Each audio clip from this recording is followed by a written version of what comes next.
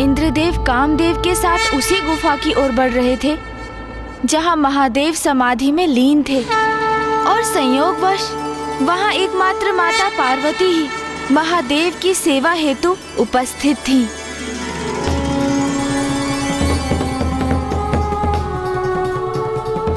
कामदेव, ये वही गुफा है जहां महादेव स्थित है, और इस समय माता पार्वती भी वहीं पर है। उचित है देवराज, किंतु यहां से गुफा के भीतर तक देख पाने में मैं असमर्थ हूं। हमें और निकट जाना चाहिए।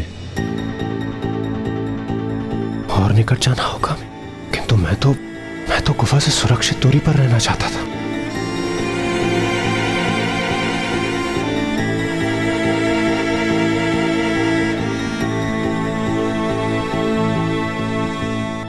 क्या हुआ देवराज? हाँ, कुछ नहीं कामदेव। कामदेव, आप तो अपने बाणों से लक्ष्य साधने में निपुण हैं। आप बेकार में चिंता कर रहे हैं। आप यहीं से अपने बाण चलाइए ना। देवराज, मैं कोई धनुर्धारी योद्धा नहीं हूं। मैं अपने बाणों का लक्ष्य साधकर प्रेम और अनुराग जागृत करता हूं। इसलिए अनिवार्य यह है कि मेरे बाण जिस पर लक्षित हों उस पर मेरी दृष्टि अवश्य होनी चाहिए।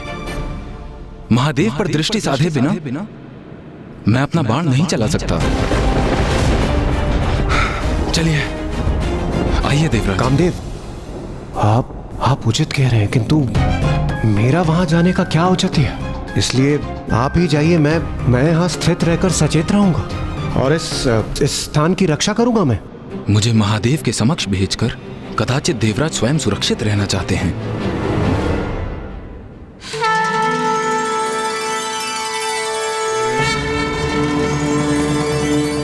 प्रभु ने आज भी फलाहार नहीं किया।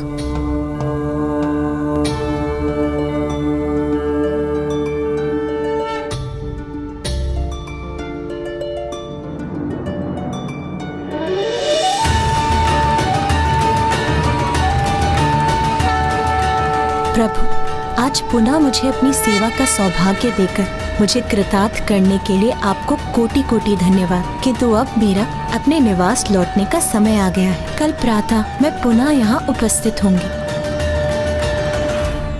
ये मत भूलिए देवराज कि आपके अनुरोध पर मैं यहाँ देवताओं की समस्या का समाधान ही करने आया हूँ। इसलिए आप इस कार्य में मेरे साथ भागीदार हैं, तो फिर मैं वहाँ अकेला क्यों जाऊँ? यदि आप कुछ और कर नहीं सकते तो मेरे साथ वहाँ चल तो सकते हैं ना?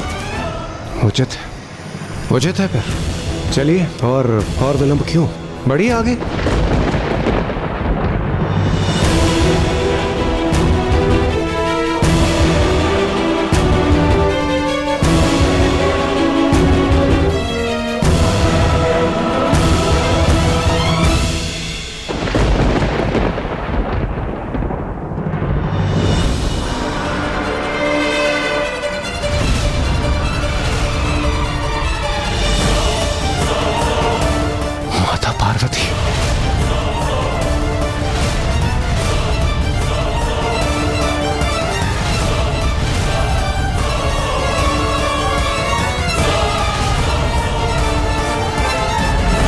माता पार्वती ने हमें देख लिया तो अनर्थ हो जाएगा देवराज। हाँ कामदेव, हमें शीघ्र कुछ करना होगा, अन्यथा माता हमें अवश्य देख लेंगी।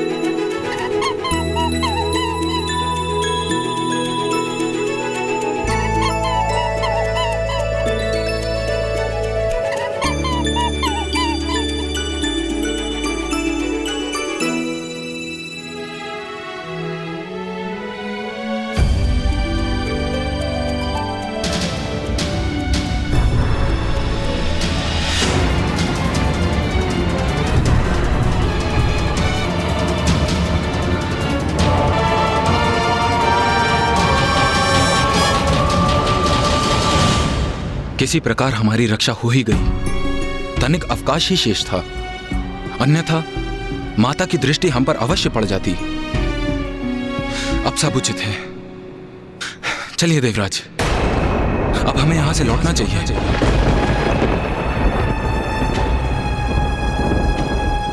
लौटना चाहिए? किंतु क्यों? कामदेव, हम यहाँ एक महत्वपूर्ण कार्य करने आए हैं। जब तक हम उसे पूर्ण नहीं करते हम यहाँ से नहीं जाएंगे। नहीं देवराज, अब उसका कोई लाभ नहीं। मैं महादेव पर तभी बाण साध सकता हूं जब माता पार्वती उनके समक्ष हों, जिससे मेरा बाण जब महादेव को स्पर्श करे और वे अपने नेत्र खोलें तो माता को अपने समक्ष देख उनके प्रति प्रेम और स्नेह का भाव जागृत हो सके। ओह, तो अब मैं समझा, ये आपकी रणनीति थी। इसलिए तो आप इतना तर्क वितर्क कर रहे थे। आप यही चाहते थे ना कि समय व्यर्थ हो जाए और माता गुफा के बाहर आ जाए और आपको अपना कार्य भी ना करना पड़े। क्यों कामदेव?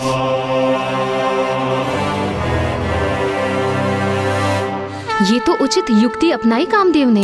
विलंब कर अनर्थ होने से रोक दिया उन्होंने।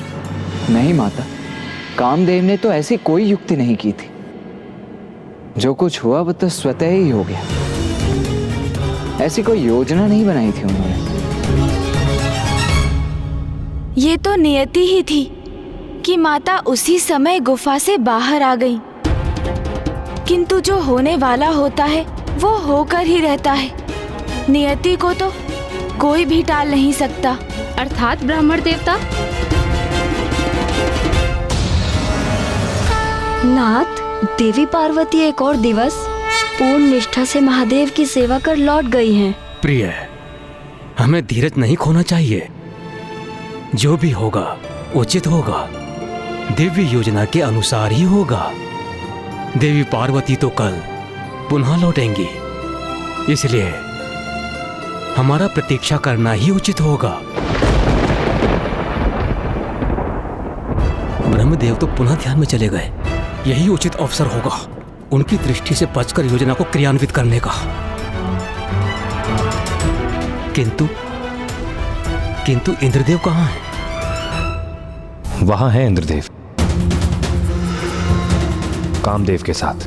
किंतु महादेव पर कामदेव का बाण लक्षित हो, उसके स्थान पर ये दोनों एक दूसरे पर कठोर शब्दों के बाणों के वार कर रहे हैं। बस देवराज, बहुत हुआ। सर्वप्रथम आपने निवास स्थान पर आकर मुझ पर कर्तव्य ना निभाने का दोष लगाया और अब अकारण विलंब करने का दोष लगा रहे हैं।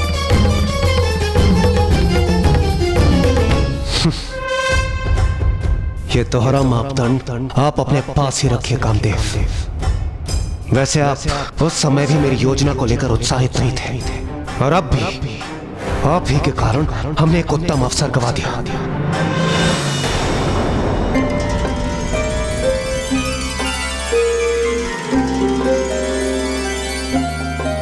ओहो, मैंने शेष रहे बासी फलों की टोकरी तो गुफा में ही छोड़ दी। कहीं उससे दुर्गंध न उत्पन्न हो।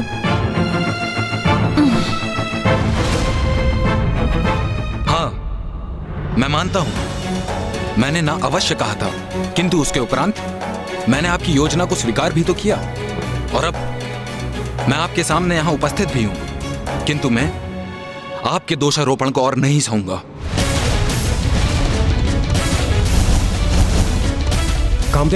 कामदेव रुकिए।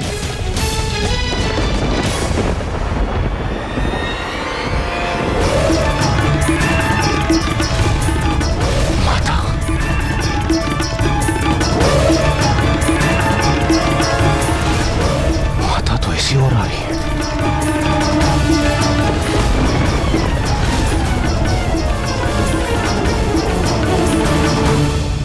कामदेव, आइए, शीघ्रता कीजिए।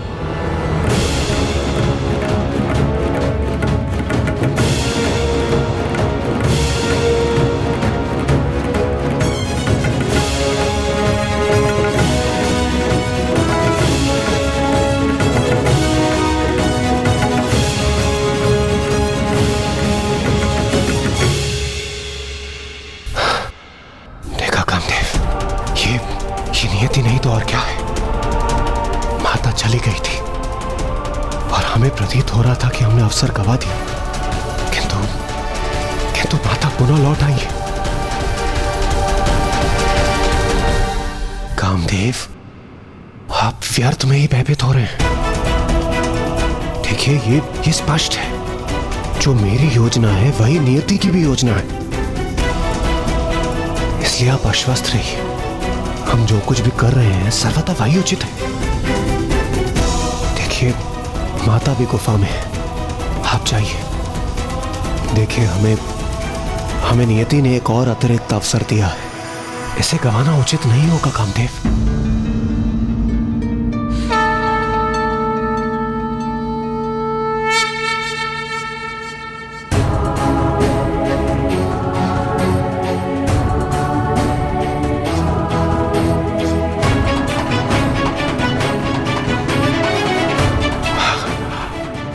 आइए कामदेव, आइए। करूंगा, मैं जगत कल्याण के लिए सब कुछ करूंगा।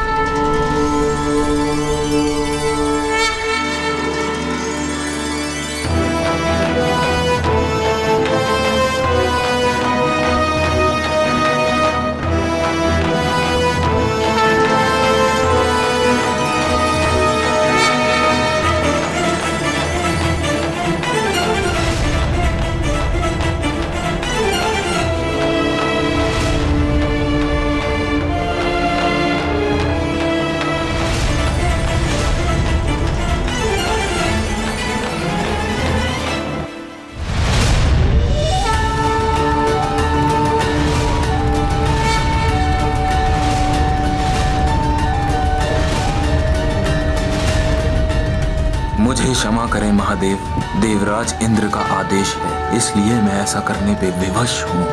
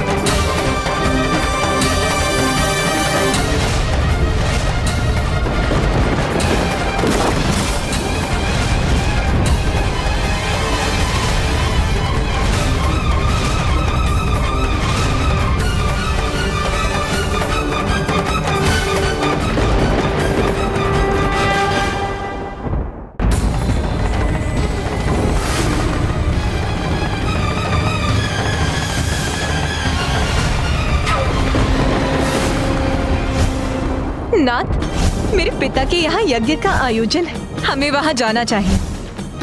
नहीं सती, बिना निमंत्रण कहीं भी जाना अहित को आमंत्रण देना है। जिसे सदैव भूत प्रेत पिशाचों से घिरे रहना प्रिय हो, वो मंगलकारी कैसे हो सकता है? अरे वो तो अमंगलकारी है।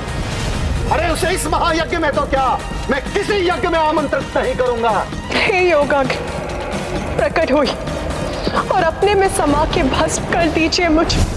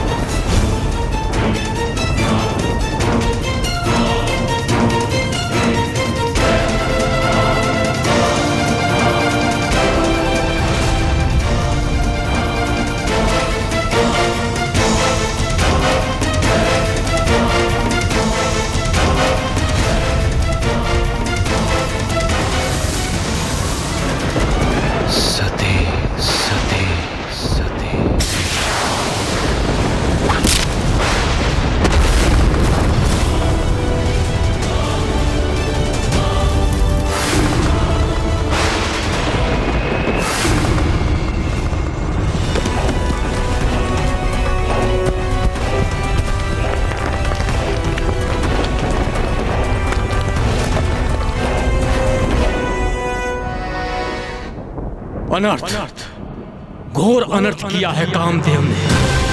हमें अभी वहां जाना होगा।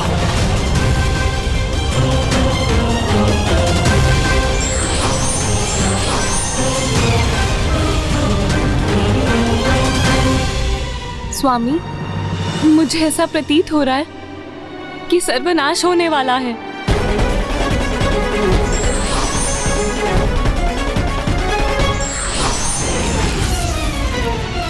देवगण, इंद्रदेव, ये क्या अनर्थ कर दिया आपने?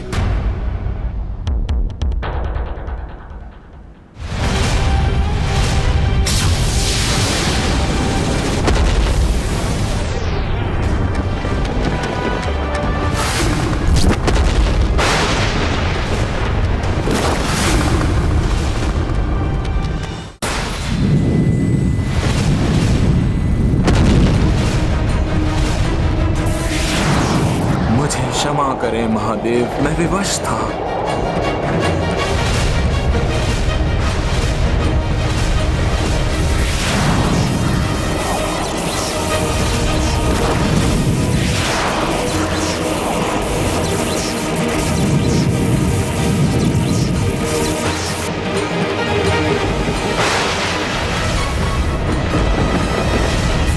मेरा जाना अनिवार्य है। स्वामी, आपने मेरी मांग को सुहाग के चिन्ह सिंदूर से सुशोभित नहीं किया।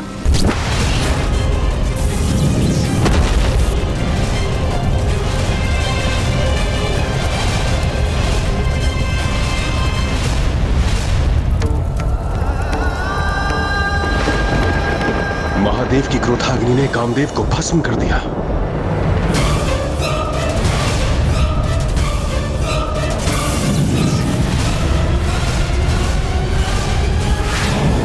ये क्रोधाग्नि तो अब हमारी ओर बढ़ रही है। बचिए देवगणों।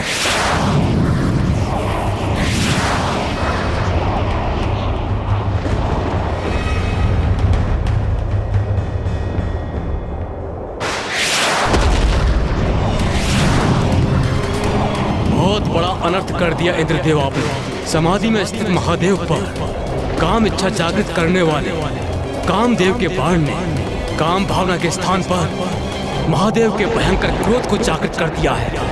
और अब महादेव के तीसरे नेत्र से उत्पन्न हुई ये अग्नि पूरे संसार को भस्म कर देगी। सर्वनाश हो जाएगा, सर्वनाश।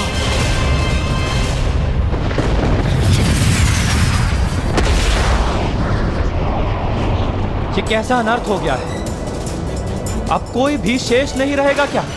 महादेव की क्रोधाग्नि से हमारी रक्षा कैसे होगी?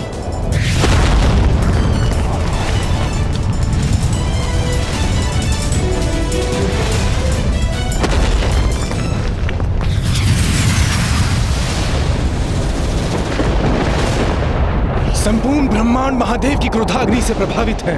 ऐसा प्रतीत पड़ता है जैसे सर्वत्र विनाशकारी अग्नि प्रज्वलित है।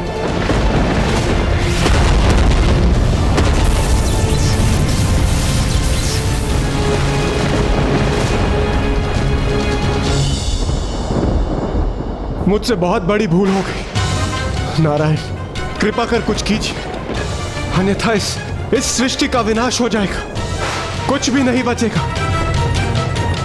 इंद्रदेव, महादेव की क्रोधाग्नि एक प्रचंड शक्ति है जिसे रोक पाना मेरे लिए अथवा ब्रह्मदेव के लिए भी असंभव है।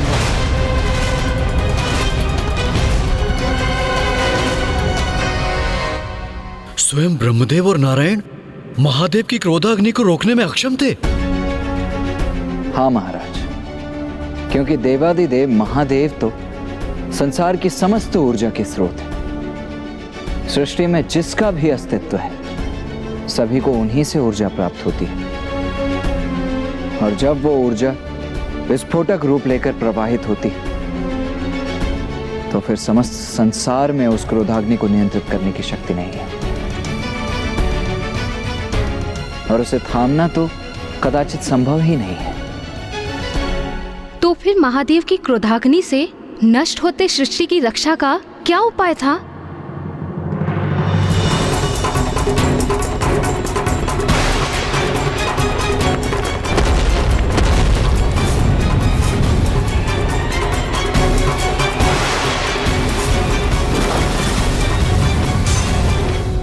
माता, जिस प्रकार एक बार बाण छूट जाए तो फिर उसे लौटाया नहीं जा सकता, उसी प्रकार महादेव की क्रोधाग्नि को भी लौटाना असंभव है। ना ही उसे रोका अथवा शांत किया जा सकता है, किंतु उसे एक नियत स्थान पर अवश्य बांधा जा सकता है, जिसका उपाय भी स्वयं ब्रह्मदेव ने सुझाया। ब्रह्मदेव, महादेव की क्रोधाग्नि को शांत करने का शीघ्र कोई उपाय देखना होगा। मैं महादेव की क्रोधाग्नि को दिशा परिवर्तित करने के लिए एक उपाय कर सकता हूँ, जिससे सृष्टि भी सुरक्षित रहेगी और उनकी क्रोधाग्नि की मर्यादा भी भंग नहीं होगी। उचित है। समुद्र देव कृपया उपस्थित हो। प्रणाम ब्रह्मदेव, प्रणाम नारायण, प्रणाम समस्त देवतागण। समुद्र देव, अब आप ही महादेव की क्रोधाग्नि को अपने में समाहित करके इस सृष्टि का नाश होने से रोक सकते हैं।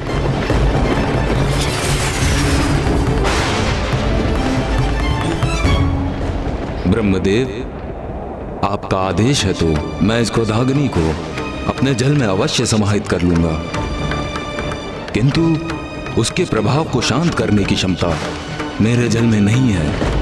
इसीलिए ये क्रोधाग्नि सागर की गहराई में जल एवं शिलाओं के मध्य में स्थित रहेगी, किंतु वहां स्थित होने पर भी ये अत्यंत भीषण और प्रबल रहेगी। प्रणाम। और फिर ब्रह्मदेव के आदेश पर समुद्र देव ने महादेव के तीसरे नेत्र से प्रवाहित हुई उनकी क्रोधाग्नि का आवाहन किया।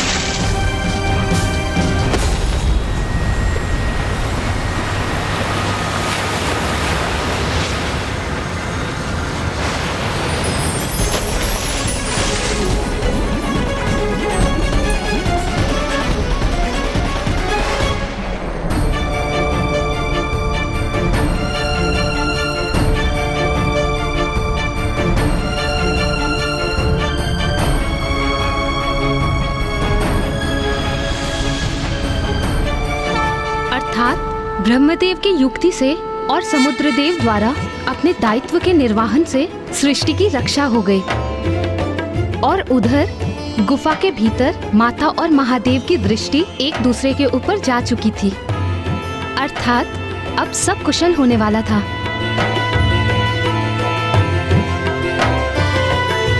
नहीं माता, कुछ भी कुशल नहीं होने जा रहा था,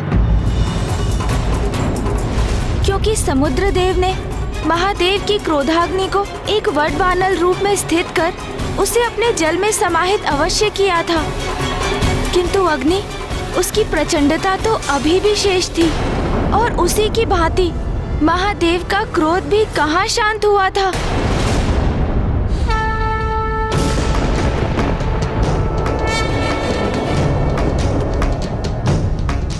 अंततः महायोगी जी अपने चिर ध्यान से बाहर आ ही गए। मुझे आपसे कुछ महत्वपूर्ण वार्ता करनी है प्रभु। प्रभु प्रभु प्रभु स्वामी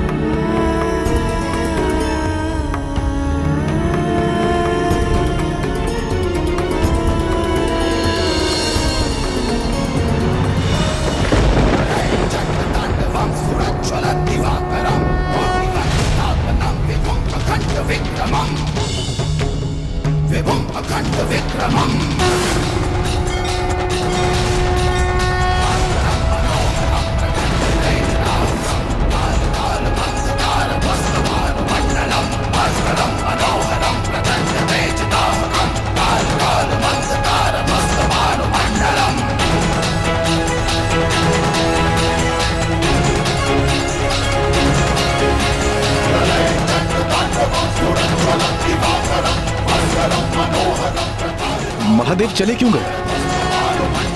अब तो उन्होंने माता पार्वती को अवश्य देख लिया होगा। तो इस प्रकार जाने का कारण क्या हो सकता है? उनकी क्रोधा अग्नि का प्रभाव भले ही सीमित हो गया है, किंतु उनका क्रोध कामदेव को भस्म करने के पश्चात भी शांत नहीं हुआ है।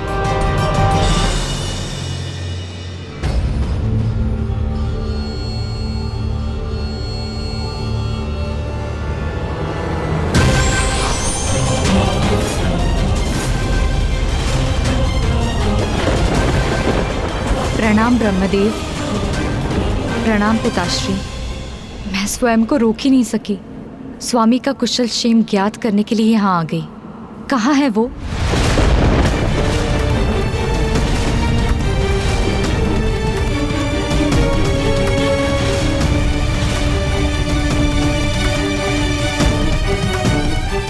अब सभी इतने शांत क्यों हैं? कुछ कहते क्यों नहीं? स्वामी कहाँ हैं?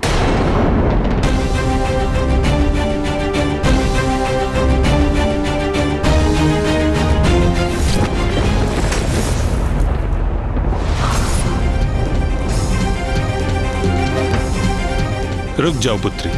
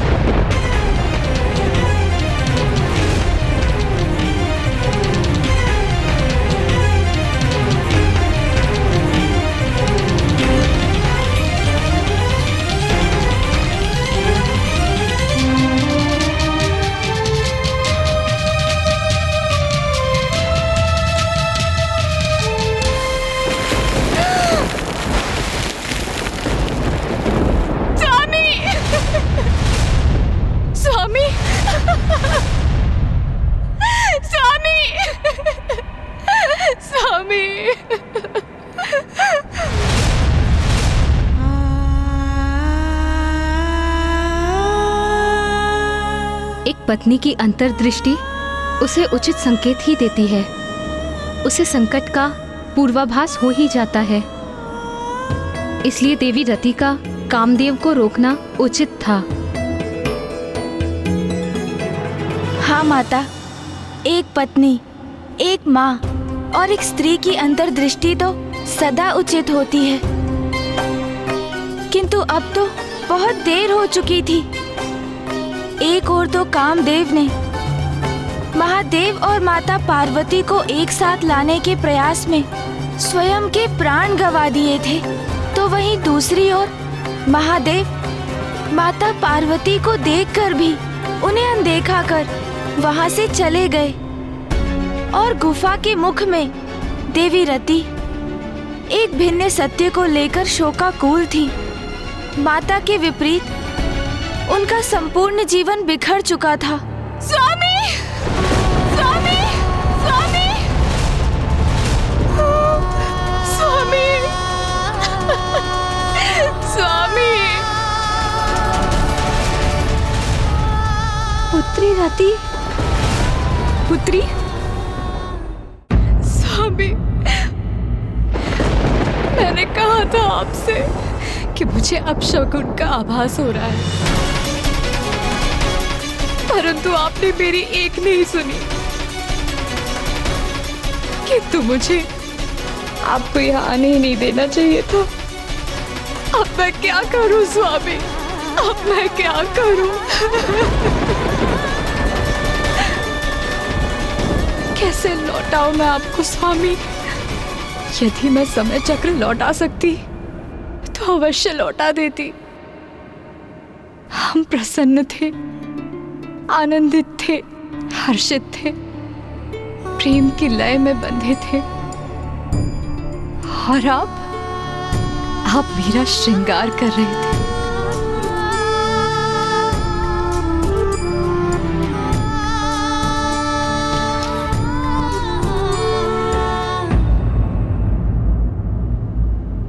और फिर आगमन हुआ देवराज इंद्र का।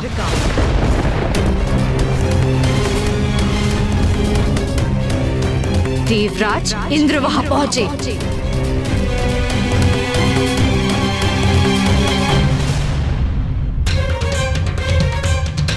अब आपने अपने नेत्र क्यों झुका लिए है देवराज इंद्र?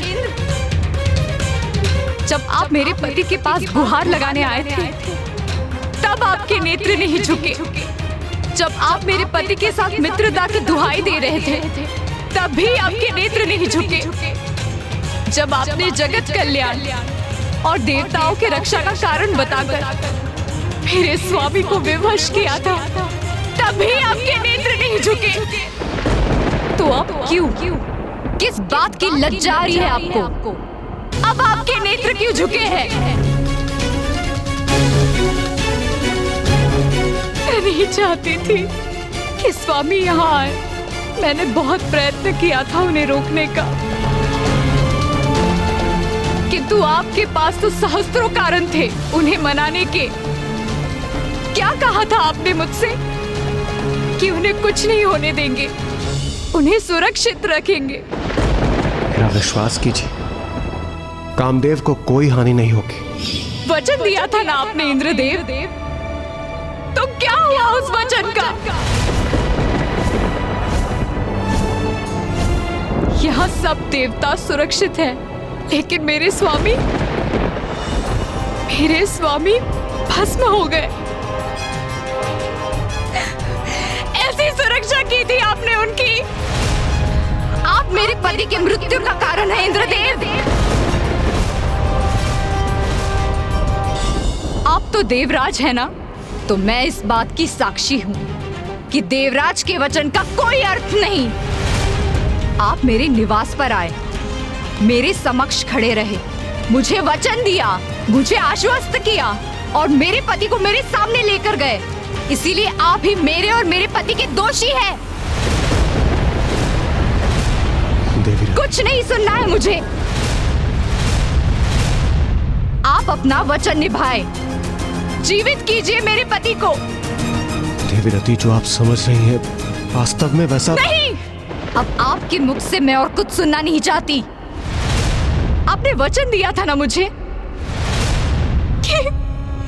कि मेरे पति की रक्षा करेंगे,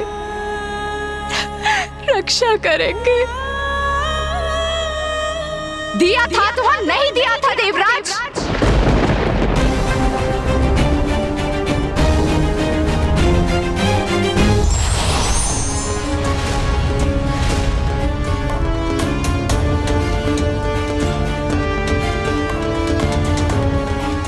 उत्तर दीजिए देवराज इंद्र।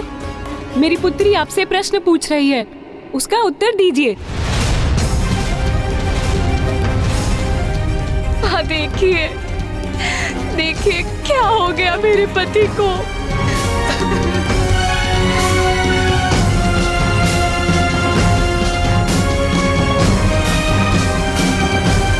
स्वामी, अब आप ही कुछ कीजिए स्वामी। नहीं प्रिय, मैं कामदेव को पुनः जीवित नहीं कर सकता। उनका अंत महादेव की क्रोधाग्नि से हुआ है और मैं महादेव की इच्छा के विरुद्ध नहीं जा सकता।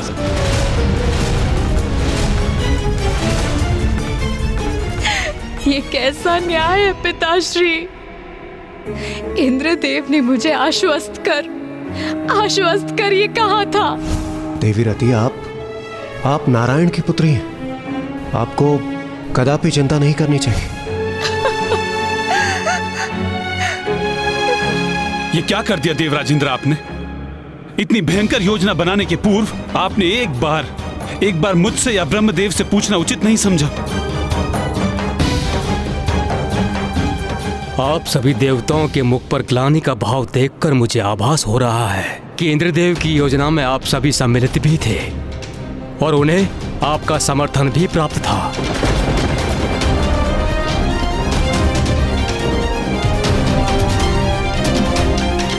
वाह इंद्रदेव वाह! आज तो आपने सभी सीमाओं का उल्लंघन कर दिया। सूर्यदेव, अग्निदेव, वरुण देव, वायुदेव, आप सभी इंद्रदेव के साथ थे ना? आप सबकी सहमति प्राप्त थी उन्हें, फिर एकमात्र मेरे पति दंड के भागी क्यों बने? महादेव की क्रोधाग्नि से मेरे पति की रक्षा करने क्यों नहीं आए आप लोग? क्यों नहीं आए? देवी रति, मैं यहीं उपस्थित था किंतु सब कुछ पलक झपकते ही हो गया और जो कुछ भी हुआ ये उचित नहीं है। किंतु मुझे कदापि ज्ञात नहीं था कामदेव के बाण से महादेव की क्रोधाग्नि जागृत हो जाएगी। क्या कल्पना भी नहीं की थी आपने? मैंने स्वयं आपसे कहा था कि महादेव महायोगी हैं। उन्हें कोई भी, मेरे पति कामदेव भी, काम भावना के वश में नहीं कर सकते। जो सत्य मैं भली भांति समझती हूँ, उस सत्य का आभास भी नहीं हुआ आपको। फिर कैसे देवराज इंद्र है आप?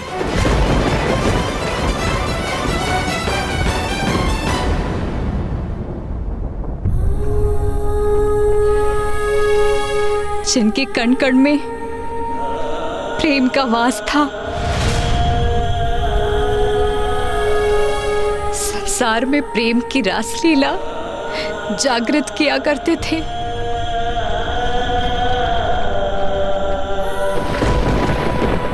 कितनी अपार पीड़ा हुई होगी स्वामी को, कितने तड़पे होंगे वो, जब आप देवताओं के कारण महादेव की क्रोधाग्नि ने भस्म किया होगा उन्हें। और आप सभी ने तनिक भी इस बात का विचार किया कि कामदेव के बिना रति कैसे जीवित रहेगी, क्या करेगी वो? और क्या आपका ये संसार कामदेव और रति के बिना स्थिर रह सकेगा?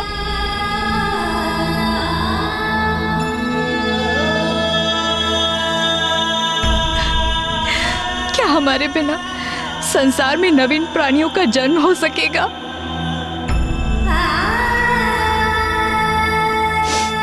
ब्रह्मदेव, आप तो सृष्टि के रचयिता हैं, इसीलिए आप तो अवश्य कुछ करने में सक्षम होंगे। फिर आप कृपा करके मेरे पति को पुनर्जीवित कर दीजिए ब्रह्मदेव, पुनर्जीवित कर दीजिए।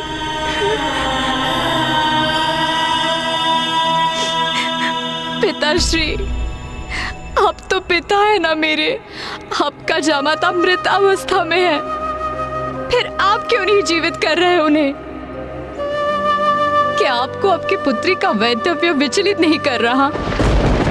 आप मुझे विधवा रूप में कैसे देख पा रहे हैं पिताश्री? कैसे देख पा रहे हैं?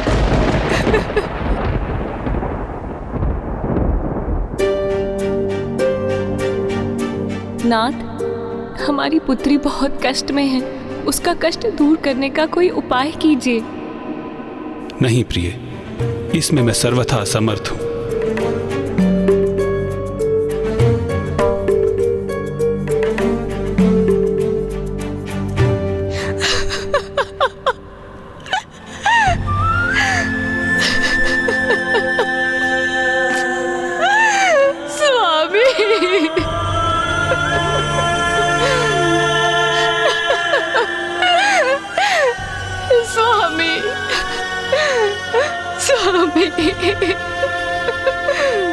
ब्राह्मण देवता ब्रह्मदेव, नारायण, देवराज इंद्र एवं सभी अन्य देवगण वहां एक साथ उपस्थित थे, फिर भी कुछ भी करने में असमर्थ थे। एक पत्नी होने के नाते मैं देवी रति की पीड़ा की कल्पना भी नहीं कर सकती।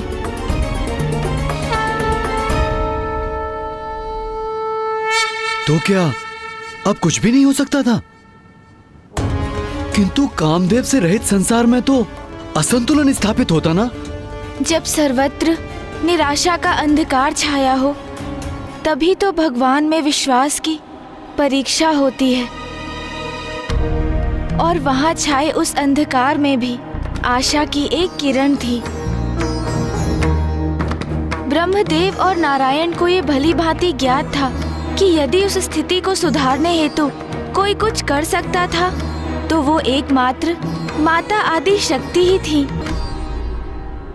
अपने आवेश में महादेव गुफा से बाहर निकल गए, किंतु माता वो तो अपने पूर्व काल की स्मृतियों और महादेव के सानिध्य में बिताए गए पलों के विचार में डूबी उस गुफा में ही स्थित थी। देवी पार्वती, अब समय आ गया है, स्वयं को पहचानिए, क्योंकि अब आगे जो कुछ भी करना है आपको ही करना है।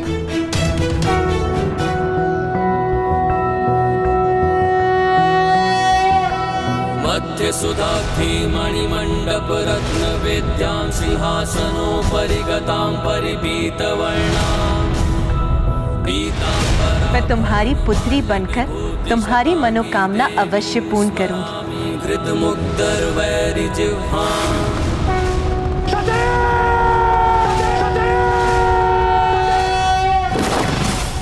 जिसे सदैव भूत प्रेत पिशाचों से घिरे रहना प्रिय हो, वो मंगलकारी कैसे हो सकता है? अरे वो तो अमंगलकारी है। मेरे पिता के यहाँ यज्ञ का आयोजन है, हमें वहाँ जाना चाहिए। नहीं सती, बिना निमंत्रण कहीं भी जाना अहित को आमंत्रण देना है।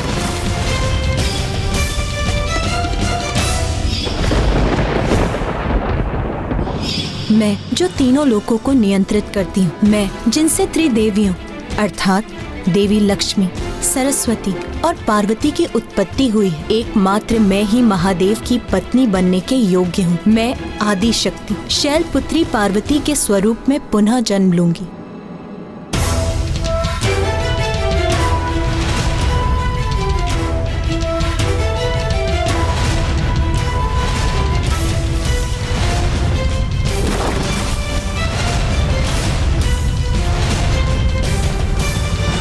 महाराज, कोई भी त्याग कभी व्यर्थ नहीं जाता।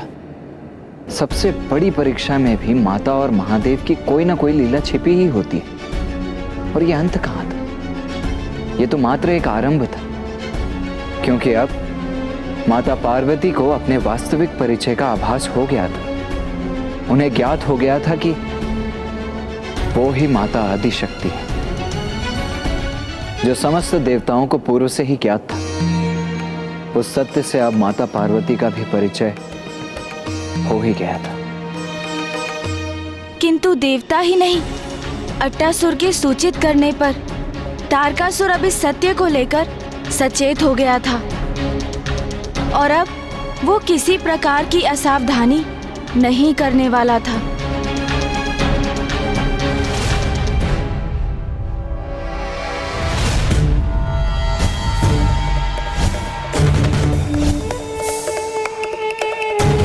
टसुर जी, अभी आपके घाव पूरी तरह से भर चुके हैं। आप कुशल हैं और आपको पूर्ण रूप से स्वस्थ करने के लिए मैंने और औषधि भी दे दी है।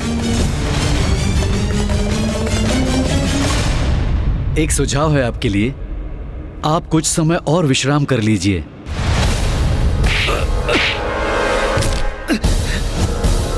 विश्राम? अब तो तभी विश्राम करूंगा जब मेरी मृत्यु होगी।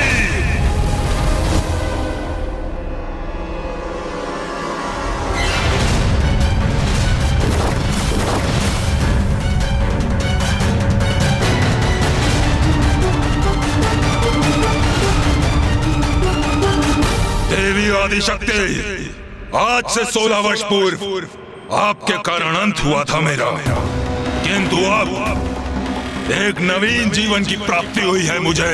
अब मैं पहले से भी अधिक बलशाली हो चुका हूँ। प्रतीक्षा करो देवी, प्रतीक्षा करो। महाराज की अनुमति प्राप्त करते ही मैं तुम्हारा विनाश कर दूंगा।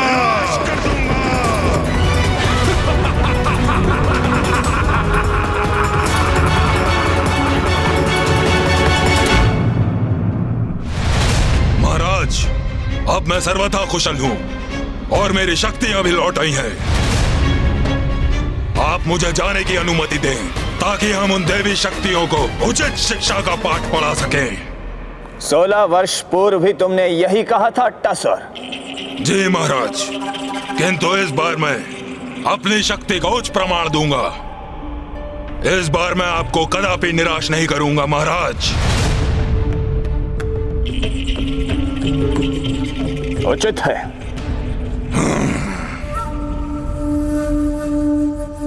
किंतु तुम अकेले नहीं जाओगे टसर।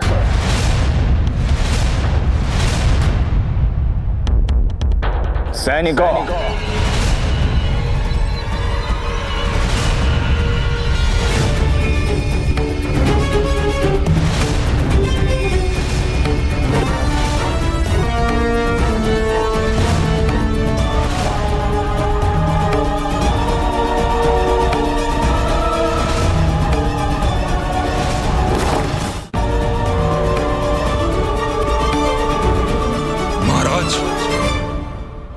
ये क्या है और कौन है इसके भीतर?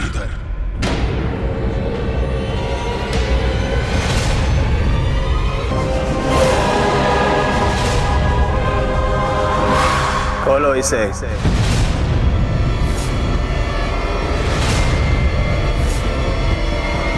खोलो इस संदूक को।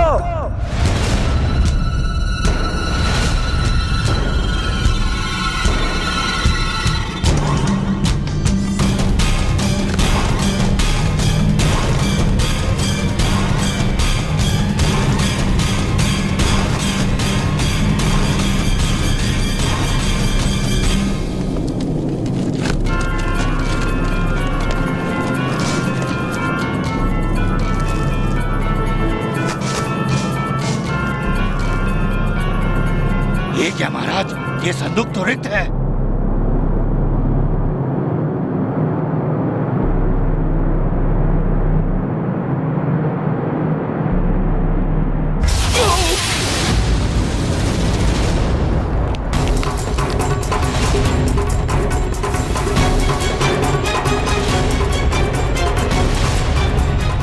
ये कौन सी शक्ति थी इसके भीतर जिसने उस सैनिक को ही भीतर खींच लिया और उसे अपना आहार बना लिया?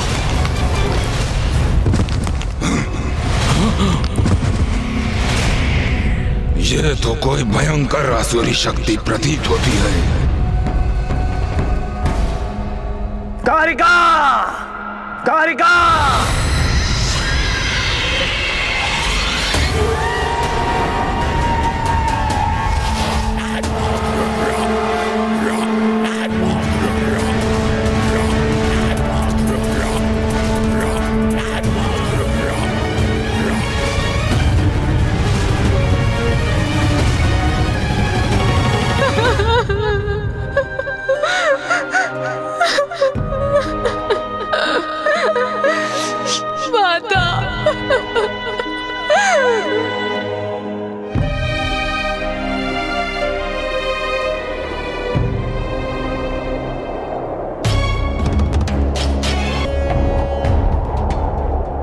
प्लाज्माती वायु प्रवाह कैसा?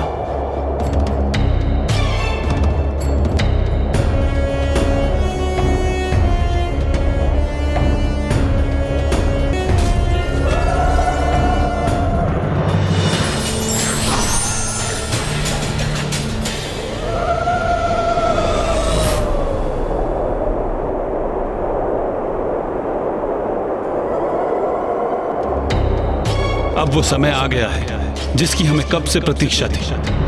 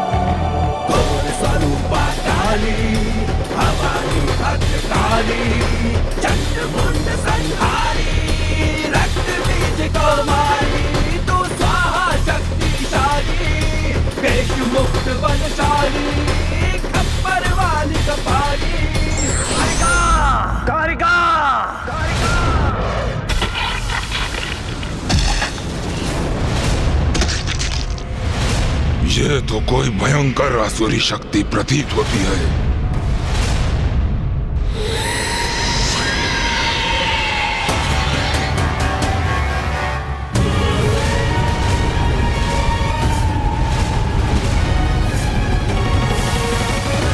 प्रणाम महाराज, आपने मुझे बुलाया?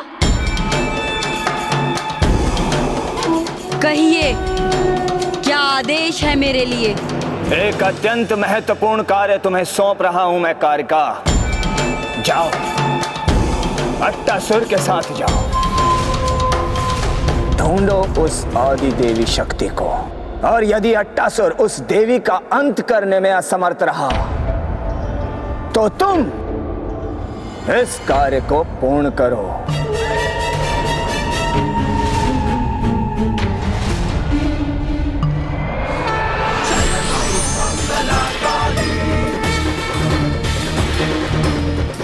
काली कपालिनी,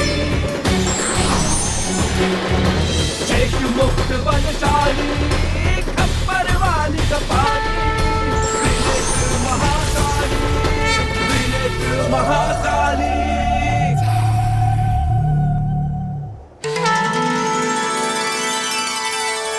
माता। पुत्री, भूल तो कामदेव से अवश्य हुई है। अपने पंच बाण से महादेव में काम जागृत करने का प्रयास करने की बहुत बड़ी भूल। वो महादेव जो स्वयं में ही रमते हैं, उनमें भला कोई काम जागृत करने का प्रयास कैसे कर सकता है? माते, स्वामी से भूल हुई, ये मैं स्वीकार करती हूँ, किंतु उन्होंने जो कुछ भी किया देवराज इंद्र की योजना के अनुसार किया, उनके आदेश पर ही किया। यदि माता का क्रोध जागृत हुआ तो अनर्थ हो जाएगा, क्योंकि उसके पश्चात न मैं देवराज इंद्र लोक और न ही मेरा इंद्रलोक।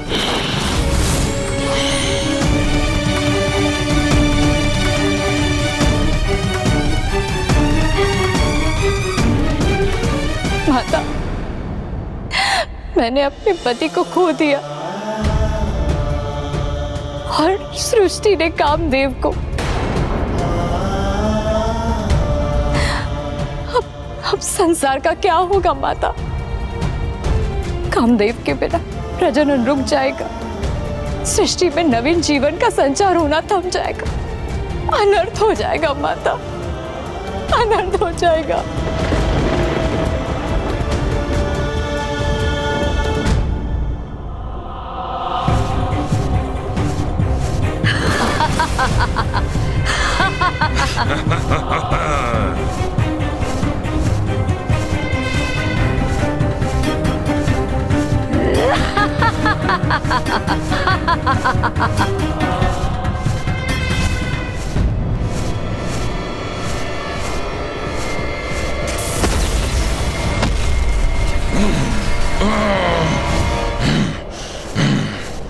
क्या हुआ अट्टासुर?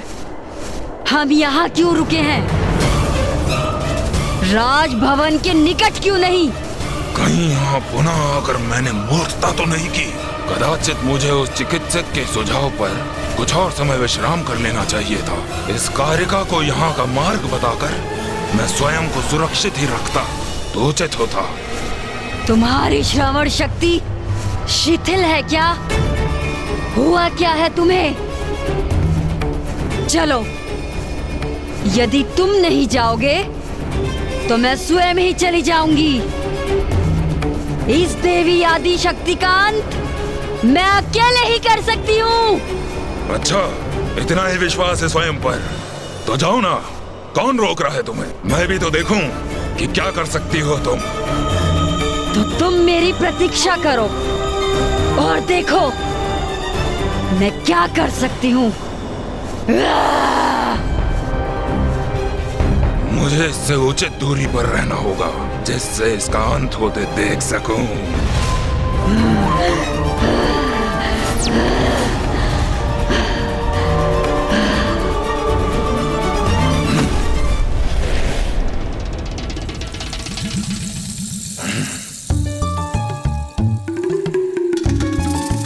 उचित है, मेरे लिए यही स्थान उचित है। यहाँ सुरक्षित रहूंगा मैं। यहीं से ही छुप छुप कर देखता हूँ।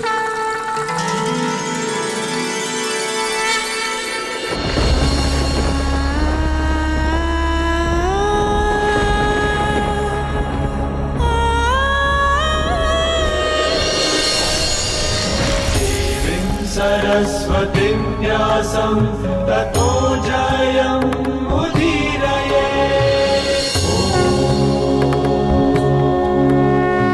दुखी मत हो पुत्री, मैं महादेव के विरुद्ध तो नहीं जा सकती, इसीलिए मैं कामदेव को पूर्वत तो नहीं कर सकती, किंतु मैं तुम्हें ये वरदान देती हूँ कि कामदेव अदृश्य रूप में सृष्टि में सदा उपस्थित रहेंगे।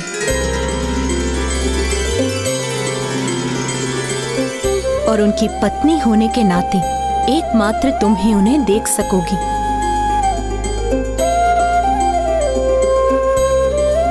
और द्वापर युग में नारायण के पूर्ण अवतार श्री कृष्ण के पुत्र प्रद्युमन के रूप में तुम्हें कामदेव का सदैव सानिध्य भी प्राप्त होगा।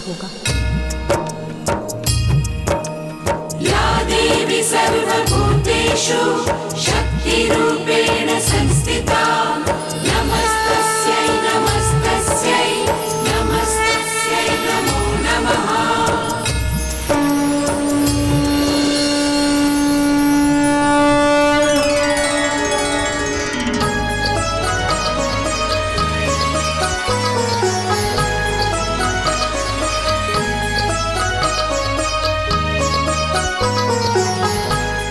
प्रणाम माता।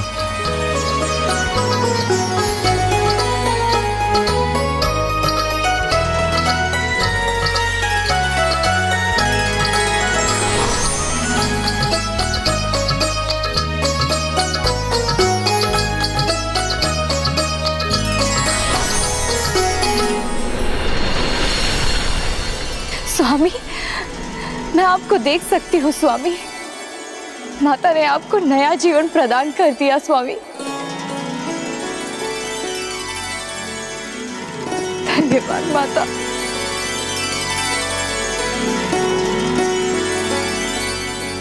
मुझे क्षमा कर दे माता। मैं तो सृष्टि के हित में महादेव की विरक्ति दूर कर उनके मन में स्नेह और प्रेम भावना उत्पन्न करना चाहता था। इसलिए मैंने जो भी किया वो किसी द्वेष भावना से नहीं किया, किंतु मेरे कारण महादेव क्रोधित हो गए। कामदेव, आप ये भूल गए कि यदि महादेव में कोई काम भावना जागृत कर सकता है तो वो एकमात्र आदि शक्ति है, अर्थात स्वयं मैं।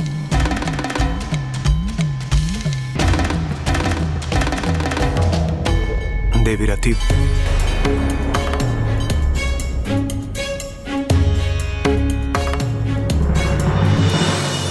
देवी रति, मैं कामदेव को देखने में असमर्थ हूं, किंतु मैं आप दोनों से क्षमा याचना करना चाहता हूं। मैं आपका अपराधी हूं, मेरी क्षमा याचना स्वीकार करें।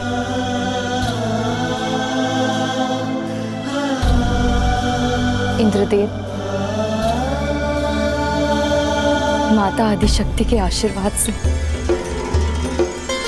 मुझे स्वामी का साहित्य पुनः प्राप्त हो गया। संसार को कामदेव रति प्राप्त हो गए। माता की कृपा से मुझे मेरे स्वामी प्राप्त हो गए, वो पुनः अस्तित्व में आ गए। इसीलिए मैं अब किसी पर भी क्रोधित नहीं हूँ देवराजेंद्र। अब हमें आज्ञा दीजिए माता।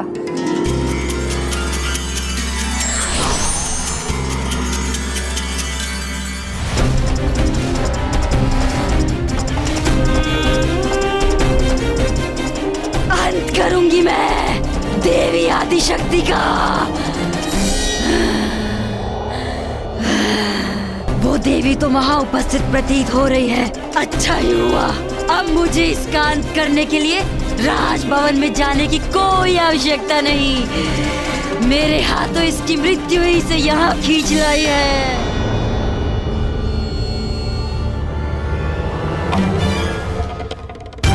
कारिका देवी शक्ति का अंत करेगी, फिर मैं उस दुष्ट कारिका का वध कर देवी आदिशक्ति के अंत का श्रेय ले लूंगा।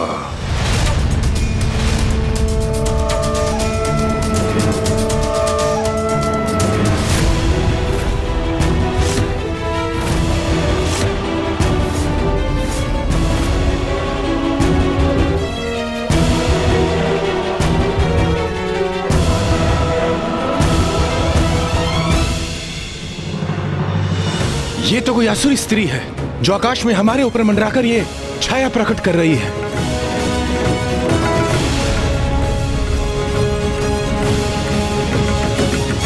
तारकासुर बहुत समय से शांत बैठा था। अब वो अपनी असुरी सेना को भेजकर देवी आदिशक्ति का अहित करना चाहता है।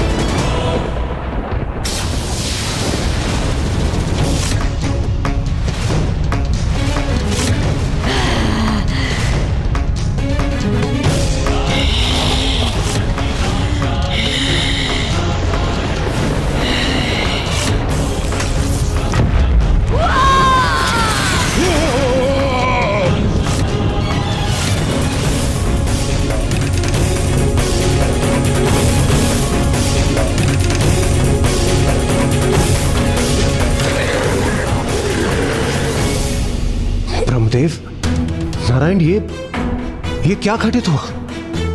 देवराजेंद्र, माता आदिशक्ति को इस असुरी शक्ति का आभास हो गया था और उन्होंने अपने एक हुंकार से समस्त असुरों को छिन्न भिन्न कर दिया।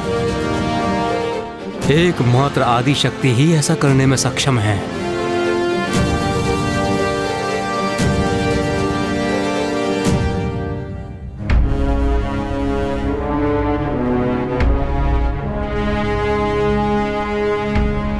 ब्रह्मदेव, विष्णुदेव, आप दोनों के हृदय में कोई चिंता अवश्य है। बताइए मुझे, आप इतने विचलित क्यों हैं? देवी आदिशक्ति, तारकासुर का आतंक बढ़ता ही जा रहा है। उसने स्वर्ग पर भी अपना अधिपत्य स्थापित कर लिया है। यज्ञ में व्यवधान उत्पन्न कर रहा है। निर्दोषों को कष्ट देकर उन्हें व्यथित कर रहा है।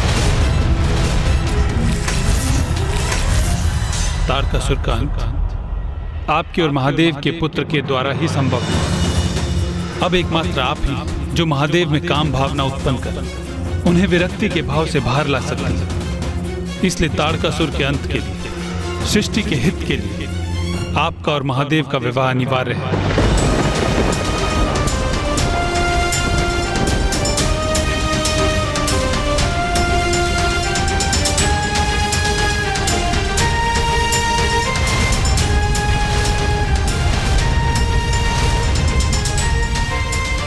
माता पार्वती इतनी विचलित क्यों प्रतीत हो रही है? देवी, मुझे क्षमा कीजिए देवी, मुझे बहुत विलंब हो रहा है। माताश्री और पिताश्री मेरी प्रतीक्षा कर रहे होंगे। मुझे राजभवन लौटना ही होगा।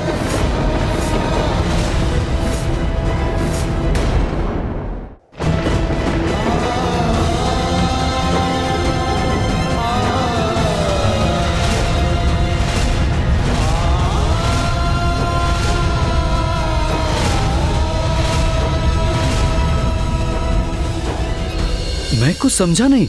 माता पार्वती पुनः महाराज हिमावन की पुत्री के रूप में आ गई, किंतु क्यों? इसका कारण तो स्पष्ट है।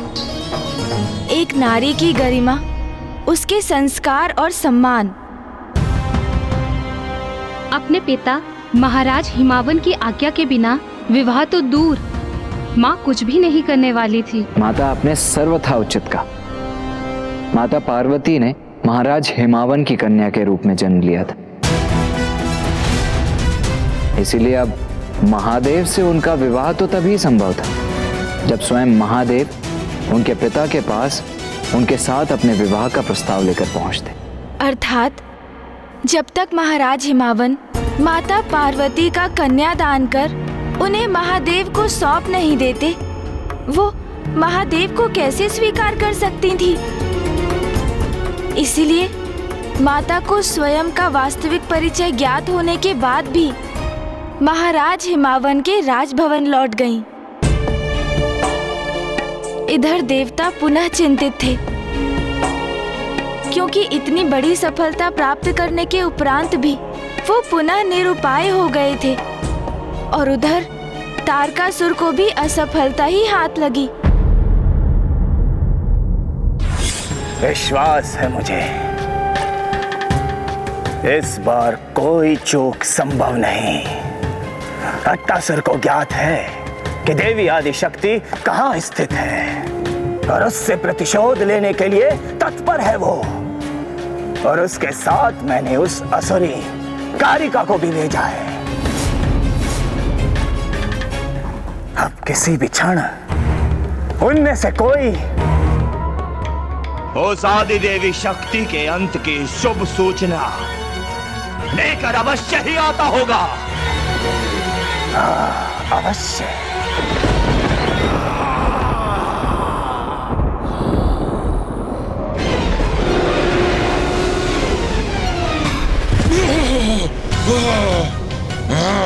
अट्टासुर पुनः आहत अवस्था में?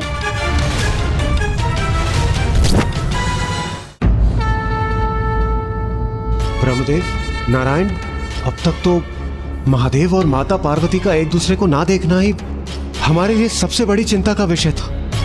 किंतु हमें आशा थी कि दर्शन प्राप्त कर वो एक दूसरे का सानिध्य प्राप्त कर लेंगे, किंतु यहाँ तो सब कुछ हमारी आशाओं के विपरीत हो रहा है। एक और महादेव माता पार्वती को देखते ही कहीं और प्रस्थान कर गए, और माता भी पुनः अपने पिता के घर लौट गई।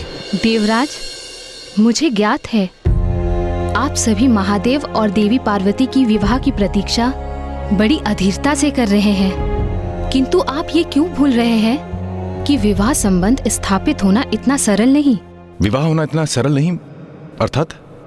वायुदेव, विवाह संबंध विधि विधान और इस संबंध की मर्यादा हम स्त्रियां ही भली भांति समझ सकती हैं, क्योंकि महादेव और देवी पार्वती की दृष्टि एक दूसरे पर गई अवश्य, किंतु इसका अर्थ ये नहीं कि वो तभी गंधर्व विवाह संपन्न कर लेते। अर्थात माता? विवाह संबंध स्थापित करने हेतु मर्यादा अनुसार सर्वप्रथम वर पक्ष की ओर से कन्या के लिए विवाह का प्रस्ताव आना अनिवार्य होता है। अर्थात देवी पार्वती से विवाह करने हेतु महादेव को अपनी ओर से विवाह का प्रस्ताव देवी पार्वती के पिता महाराज हिमावन तक भिजवाना होगा। किंतु माता, जिस प्रकार क्रोधावेश में महादेव यहाँ से प्रस्थान किए, उससे तो यही प्रतीत होता है कि विवाह में उनकी तनिक भी रुचि नहीं। तो फिर वो विवाह का प्रस्ताव क्यों भेजेंगे? देवी लक्ष्मी, प्रतीत होता है कि हम देवियों को ही देवताओं को सब समझाना होगा। हाँ देवी सरस्वती, इतने दिग्गज, ज्ञानी और शक्तिशाली देवता होकर भी विवाह अर्थात गृहस्थ जीवन के आरंभ की अधूरी ही समझ है इन्हें। देवगण, आप सभी ये क्यों भूल रहे हैं कि महादेव देवी सती को खोने की प्रचंड पीड़ा को सहन करने के उपरांत सभी सांसारिक क्रियाकलापों से विरक्त हो गए हैं, किंतु अब क्षण भर के लिए ही सही महादेव को देवी पार्वती की एक झलक अवश्य प्राप्त हुई थी। तो महादेव के मन में भी देवी पार्वती के लिए प्रबल आकर्षण अवश्य उत्पन्न हुआ होगा। हमें महादेव के मन को टटोल कर बड़ी ही सावधानी और संवेदनशीलता से उन्हें समझाना होगा, अन्यथा उनका कोप जागृत हो सकता है।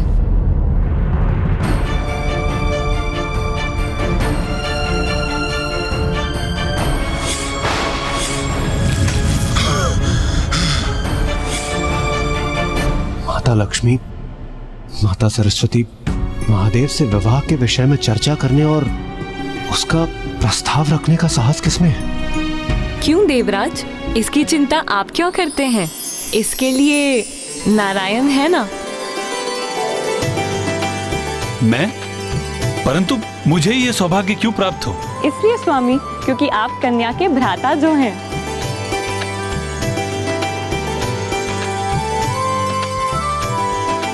उचित है, मुझे ये सौभाग्य स्वीकार है।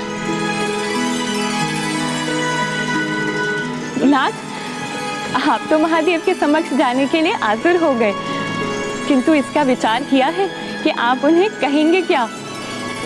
इस पर भी तनिक विमर्श कर लीजिए। उचित है प्रिय।